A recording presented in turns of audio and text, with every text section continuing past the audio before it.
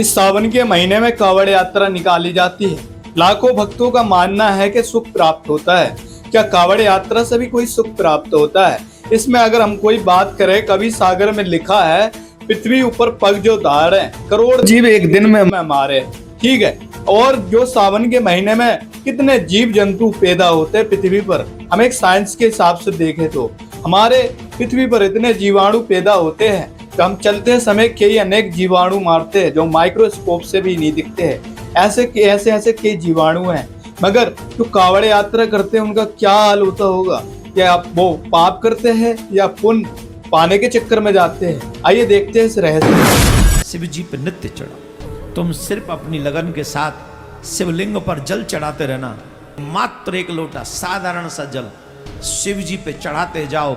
मैं वादा करता हूं तुम्हें अपने किसी भी बात का जवाब नहीं देना होगा। अब देवकी नंदन जी की इस बात को जांच ली जाए। क्या शिवलिंग पूजा से पाप नष्ट हो जाएंगे? क्या ये भक्ति विधि वेदों और गीता जी में वर्णित है? दर्शकों, पवित्र शास्त्रों में बताए गए ज्ञान के अनुसार भगवान शिव जी हमारे पाप कर्म का नाश नहीं कर सकते। वे सिर्फ हमें हमारे कर्मों का फल ही दे सकते हैं। आप सभी जानते हैं कि रावण ने शिवलिंग बनाकर शिव जी की बहुत पूजा की थी। यहाँ तक कि उसने 10 बार अपने शीश को काटकर शिव जी को समर्पित कर दिए थे। हम तो उस स्तर की शिव जी की भक्ति कर भी नहीं सकते। मगर क्या शिवलिंग बनाकर शिव जी की भक्ति करने से रावण सीता जी का अपहरण करने के पाप कर्म से मुक्त हो सका? रावण शिव जी का इतना कट्टर भक्त था, उसके बावजूद भी जब रावण के पाप समाप्त नहीं हुए और श्री रामचंद्र जी के हाथों 20 भुजा और 10 शीश कटवाकर बुरी दशा से मारा गया, तो फिर अन्य शिव जी के पुजारियों की बात ही छोड़ो। सोचने वाली बात यह है कि ऐसा हुआ क्यों? रावण के पाप नष्ट क्यों नहीं हुए? क्योंकि भक्ति ही शिव की हो गई और शास्त्रों में प्रमाण है शिव जी नाशवान है और पाप नष्ट करने वाला भगवान पूर्ण ब्रह्म है। शिव जी किसी के पाप नष्ट नहीं कर सकते। आइए देखिए हमारे पवित्र शास्त्र क्या कहते हैं। दर्शकों, श्रीमद् देवी भागवत के 3 स्कंध अध्याय 4 से 5 में श्री विष्णु जी अपनी माता श्री दुर्गा जी की स्तुति करते हुए कहते हैं, तुम शुद्ध स्वरूपा हो, यह सारा संसार तुम्ही से उद्भासित हो रहा है। मैं विष्णु, ब्रह्मा और शंकर, हम सभी तुम्हारी कृपा से ही विद्यमान हैं। हमारा आविर्भाव अर्थात जन्म और तिरोभाव अर्थात मृत्यु हुआ करता है, अर्थात हम तीनों देव नाशवान हैं। केवल तुम ही नित्य हो, जगत जननी हो, प्रकृति देवी हो। फिर आगे श्रीमद् देवी भागवत के इसी प्रकरण में भगवान शंकर बोले, देवी, यदि महाभाग विष्णु तुम्ही से प्रकट हुए हैं तो उनके बाद उत्पन्न होने वाले ब्रह्मा भी तुम्हारे ही बालक हुए। फिर मैं तमोगुणी लीला करने वाला शंकर क्या तुम्हारी संतान नहीं हुआ? अर्थात मुझे भी उत्पन्न करने वाली तुम ही हो। शिवे, संपूर्ण संसार की सृष्टि करने में तुम बड़ी चतुर हो। इस संसार की सृष्टि, स्थिति और संहार में तुम्हारे गुण सदा समर्थ हैं। उन्हीं तीनों गुणों से उत्पन्न हम ब्रह्मा, विष्णु एवं शंकर नियमानुसार कार्य में तत्पर रहते हैं, जिससे यह सिद्ध होता है कि ब्रह्मा, विष्णु और शिवजी का जन्म मृत्यु होता है, यानी ये नाशवान है। दूसरा, इनकी माता दुर्गा है। तीसरा, ये केवल नियमानुसार कार्य कर सकते हैं, यानी किसी के जीवन में सुख है तो सुख ही प्रदान करेंगे और दुख है तो दुख ही प्रदान करेंगे। उसमें कोई परिवर्तन नहीं कर सकते। अर्थात किसी के प्रारब्ध कर्म में, संचित कर्म में और क्रियावान कर्म में भी परिवर्तन नहीं कर सकते। दर्शकों, इस छोटे से तथ्य से स्पष्ट हो गया है कि आप शिवलिंग में जल चढ़ाओ या शिवलिंग बनाओ, उससे कोई लाभ नहीं हो सकता और ना ही उससे पाप नाश हो सकते। अब आप इसका सिर पूजो, चाहे लिंग पूजो, चाहे इसके पैर पूज लो, रहना काल के जाल में ही है। देवकी नंदन जी से यही प्रार्थना है, कुछ भी बोलने से पहले कुछ सोच तो लो, दिमाग से काम तो लो। ये भगवान ही नाशवान है तो इसका कुछ भी पूज लो। क्यों दुनिया को मूर्ख बना रहे हो? शास्त्र विरुद्ध भक्ति करवाकर खुद भगवान के अपराधी बन रहे हो और भक्त समाज को नरक में धकेल रहे हो। दर्शकों, हम भक्ति इसलिए करते हैं ताकि हमारे पाप का नाश हो सके। यदि भक्ति करने से हमारे पाप नष्ट नहीं होंगे तो भक्ति करने का क्या फायदा?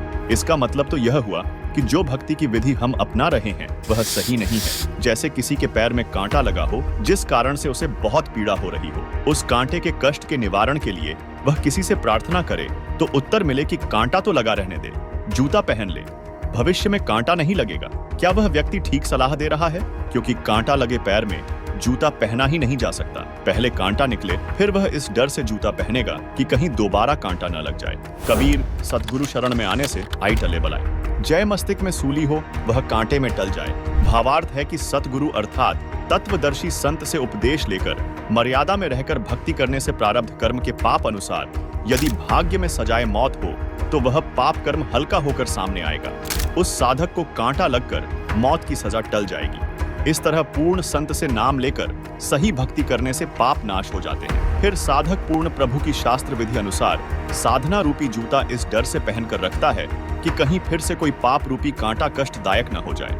जबकि आज जितने भी धर्मगुरु हैं वे केवल अपना धंधा चला रहे हैं। उन्हें भक्त समाज के कल्याण से कोई लेना देना नहीं है। उनका काम केवल भोले भाले श्रद्धालुओं को काल के जाल में फंसाना है। इसलिए देवकी नंदन जैसे सभी कथावाचक लोगों को शास्त्रों के विपरीत लाखों श्रद्धालुओं का मानना है कि कावड़ यात्रा से महादेव जी प्रसन्न होकर मन माना वर देते हैं, मतलब मन माना वरदान दे देते हैं, इच्छा पूर्ति करते हैं उसकी। मगर यह क्या है वाकई में सच है?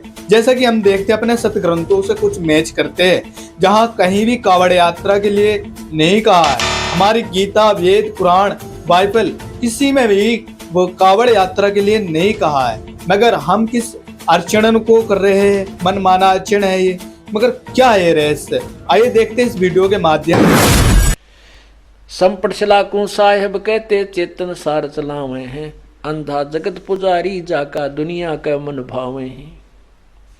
पारख लीजय शब्द पति जय सालिग सला पुजावे हैं, तुलसी तोड़ मरोड़ मूर्ख जड़ पे फूल चढ़ावे हैं। यो भी बैदा है बैदे से भेद अलैदा, बैधा क्यों जाना हम सतगुरु बेटे न्यू जाना।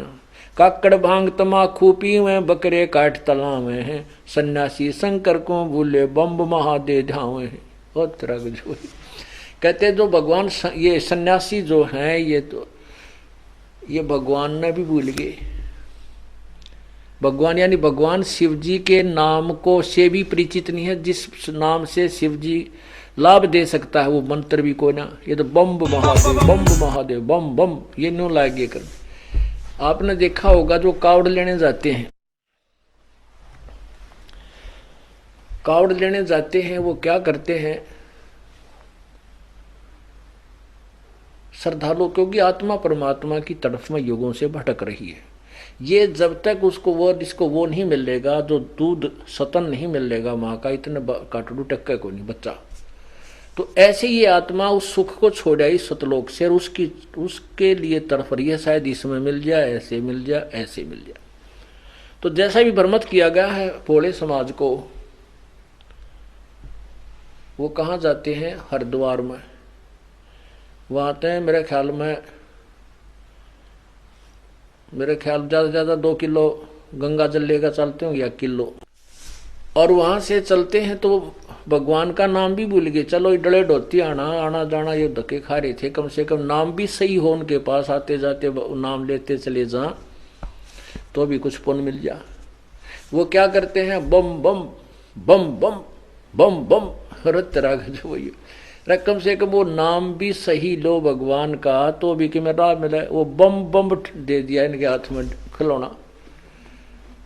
तो फिर क्या करते हैं कि जैसे वो वहां से लेकर वहां तक, क्योंकि पुण्यकर्मी प्राणी परमात्मा के लिए तरफ रहे हैं, कुछ पिछले जन्म के संस्कार थे, इन दोनों पुण्य है, वही प्रेरणा इनको प्रेरित करती रहती है। अब इनका पल्ला क्या रहता? जो कावड़ लेनिया का पल्ला कुछ नहीं रहता। कैसे? रास्ते में जगह जगह ये सेठ लोग भंडारे खोल देते और वहां ये खाना खाते फ्री। तो इनके पूर्व जन्म की जो थोड़ी बहुत कमाई थी उनने भी वो राम लूट ले। और सावन के महीने में तो संतों ने मना किया है कि सैर पे नहीं जाना चाहिए। कहते पृथ्वी ऊपर पग जो धारे, करोड़ जीव एक दिन में मारे। इतना पाप लगे हमने। जैसे हम इन चौमासे को छोड़ के, विशेषकर सावन को, इसके अतिरिक्त भी अन्य उसमें सीजन में हम पृथ्वी पर एक दिन में जो घूमते फिरते हैं करोड़ों जीवों को की हत्या कर देते हैं। और सावन में तो इतने जीव जंतु हो जाते हैं जिनकी गिनती नहीं। सारे वर्ष में तो इतने पाप हो, हर सावन में घूमते एकले उतने पाप हो जाते हैं, इतने प्राणी मरते हैं। और ये सावन में लाए इनके, सावन में जो है ना, सावन में वहाँ से जल जाओ और यहाँ चढ़ाओ शिव जी के किसी मंदिर में। अरे भले पुरुषो या गंगा भगवान शिव के लोक तो आई है और वो उस समय खूब नहावे पीवे आराम करे। तो तुम्हारे सिपाही गंगा जल के भूखे हैं क्या? वो यहाँ आकर तुम्हारे जल न पीवेंगे। अब वो क्या करते हैं कि वहाँ कुछ पुण्य कमाई तो न लूट ली जो इनका भोजन व्यवस्था करते हैं। और वो पाप हो गए नरे, वह गठड़ी बांध ली सामने में पैदल आनते, वो जल लाए थे गंगा का ठा के, वो डाले मंदिर के उस लिंग पे, उस पत्थर पे, और उनका पल्ला तो बम बम रह गया और ना रहा कुछ, और वो पाप बांध ली गठड़ी। तो वही बताना चाहते हैं, काकड़ भांग तमाकू पीवे, बकरे काट तलावे हैं, सन्यासी शंकर को बोले बम महादे झावे हैं।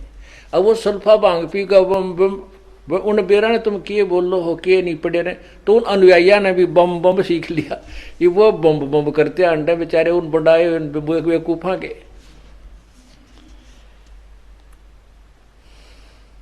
यो भी बैदा है, बैदे से भेद अलैदा, बैदा क्यों जाने हम सतगुरु बेटे न्यू जाने। हमने तो भाई भगवान सतगुरु मिल गए, इसलिए ये व्यर्थ लगा है, न्यू जाने हमने बैदा।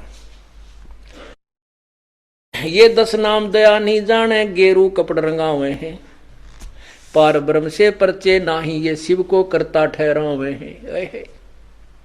ये शिव जी ने भगवान माने बैठे हैं, पूर्ण परमात्मा का नबेरा भी कोई। रामपाल जी महाराज ने बताया है कि जो व्यक्ति बल्कि महादेव को तो भूले हैं, बम बम का नारा लगाने लगे। बम का अर्थ क्या है? उनका नाम तो सही ले, मगर नहीं। जो जितने भी श्रद्धालु हैं उन्हें एक ही धारणा दी जाती है हमारे हिंदू धर्म के पंडितों ने कि सिर्फ बम बोलो, कावड़ यात्रा निकालो, घोर तप करो, बल्कि ऐसी ऐसी धारणा दी जाती है।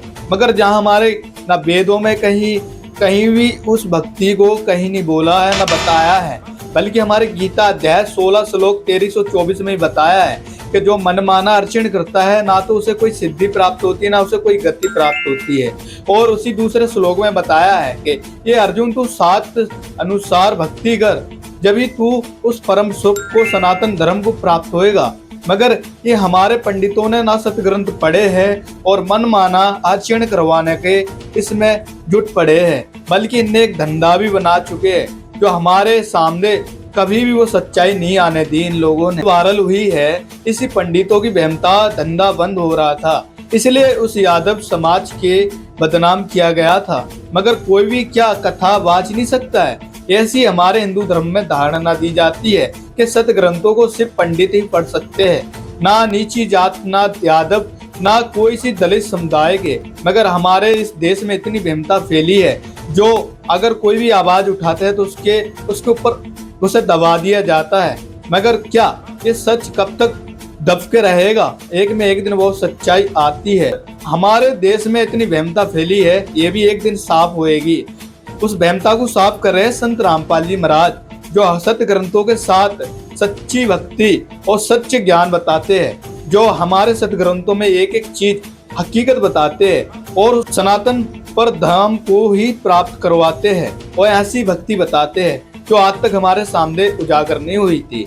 तो आपसे प्रार्थना है, संत रामपाल जी महाराज से नाम लीजिए और एक कावड़ यात्रा और ऐसी फालतू की चीजें बंद करिए जो हमारे शास्त्रों में कहीं भी लिखी नहीं है। मगर आपसे प्रार्थना है, आप इस वीडियो को ज्यादा से ज्यादा शेयर करें, हर एक नागरिक तक ये वीडियो जरूर जानी चाहिए, जो उजागर हो, सच्चाई उनके सामने आए। तो आपसे प्रार्थना है, अगर वीडियो पसंद आई है तो प्लीज एक लाइक और सब्सक्राइब जरूर कर देना, कमेंट भी जरूर कर देना। तो मिलते हैं ऐसी नई वीडियो के साथ। सत साहिब, राम राम।